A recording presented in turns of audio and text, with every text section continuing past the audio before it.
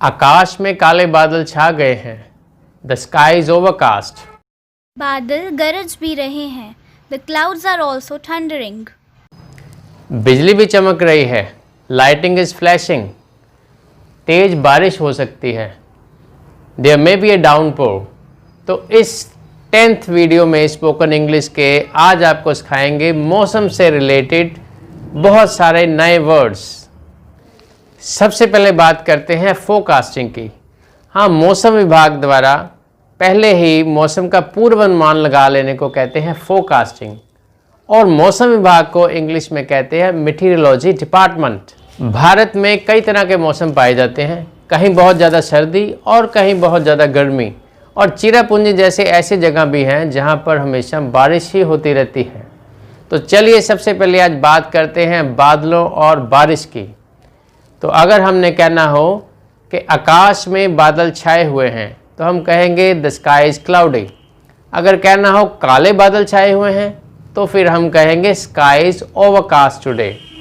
और इसी तरह कभी सूर्य आ जाता है, कभी बादल आ जाते हैं, कभी बादलों के पीछे फिर सूर्य छुप जाता है, उसे कहते हैं इट्स पार्टली क्लाउडी।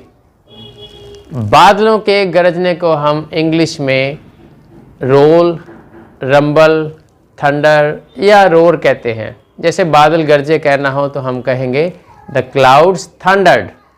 इसी तरह बादलों के गरजने के साथ बिजली भी चमकती है, तो बिजली के चमकने को इंग्लिश में बोलते हैं फ्लैश ऑफ लाइटनिंग।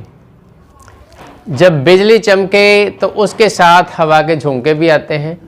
हवा के झोंके को गस्ट ऑफ विंड कहते हैं। और इन सब के बाद फिर बारिश की शुरुआत हो जाती है, बूंद बूंद करके पानी गिरना, और इस बूंदाबांदी को इंग्लिश में हम ड्रिजलिंग कहते हैं। थोड़ा तेज बारिश हो तो उसे इंग्लिश में डाउनपोर कहते हैं। और अगर हमने कहना हो कि मूसलाधार बारिश हो रही है तो उसे कहते हैं it is raining cats and dogs. और बारिश के साथ साथ अगर ओले पड़ने शुरू हो जाएं तो उसे हेलिंग कहते हैं। अगर हमने कहना हो कि ओले पड़ रहे हैं तो हम कहेंगे इट इज़ हेलिंग। अगर कहीं बारिश होती है और कहीं नहीं होती तो उसे आइसोलेटेड रेनफॉल कहते हैं या स्कैटर रेनफॉल होती है। अगर तेज बारिश के साथ ओले भी पड़ते हैं तो उसे स्लीट कहते हैं। फॉर एग्जांपल इट इज़ स्लीटिंग, मतलब तेज बारिश भी हो रही है, साथ में ओले भी पड़ रहे हैं। अगर बारिश थोड़ी ज़्यादा हो जाए तो सड़कें आमतौर पे पानी में डूब जाती हैं, जिन्हें इनंडेटेड रोड्स या वाटर लॉक्ड रोड्स कहते हैं। For example the road is waterlogged or inundated. It's difficult to move out at this juncture. वर्षा मापने वाले यंत्र को इंग्लिश में रेन गेज कहते हैं। रेन गेज हमें ये बताता है कि कहाँ कितने सेंटीमीटर बारिश हुई है। ठंडी हवाओं के चलने को कोल्ड वेव कहते हैं। पहाड़ों में जब टेम्परेचर 0 डिग्री से नीचे चल जाता है और ठंड से चीज़ें जम जाती हैं, वाटर बॉडीज जम जाती हैं, तो उसे फ्रीज होना कहते हैं। और वहाँ पर जो झोंपड़ियाँ हैं वहाँ पर पानी नीचे लटकता फ्रीज हो जाता है, जम जाता है, और उस जमे हुए पानी को आइसिकल कहते हैं। और बर्फीले तूफान को एवलांच या ब्लिजर्ड कहते हैं।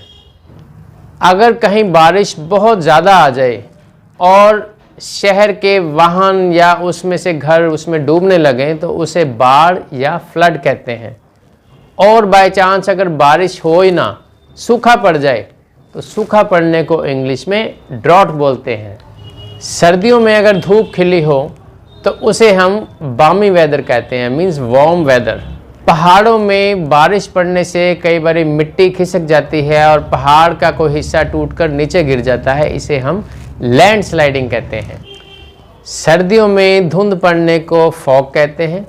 और कई बार धुंध और धुएं का जो मिश्रण होता है, मींस स्मोक प्लस फॉग, इसको हम स्मॉग बोलते हैं। जून जुलाई की गर्मियों में जब बारिश के बाद हवा में नमी होती है, मौसम बहुत उमसदार होता है, तो उसे ह्यूमिडिटी कहते हैं। जब बहुत ज़्यादा डैम्प और वार्म है मौसम तो हम ये भी कह सकते हैं द वेदर इज़ क्वाइट मगी। अगर कहना हो कि आज हद से ज़्यादा गर्मी है तो हम कहेंगे it's scorching hot today, it's sweatingly hot today. तो ये था मेरा मौसम से रिलेटेड स्पोकन इंग्लिश का 10वां वीडियो। इसमें हमने बादल, बिजली, बरसात, मौसम, गर्मी, सर्दी, इस तरह से रिलेटेड बहुत सारे नए वर्ड सीखे।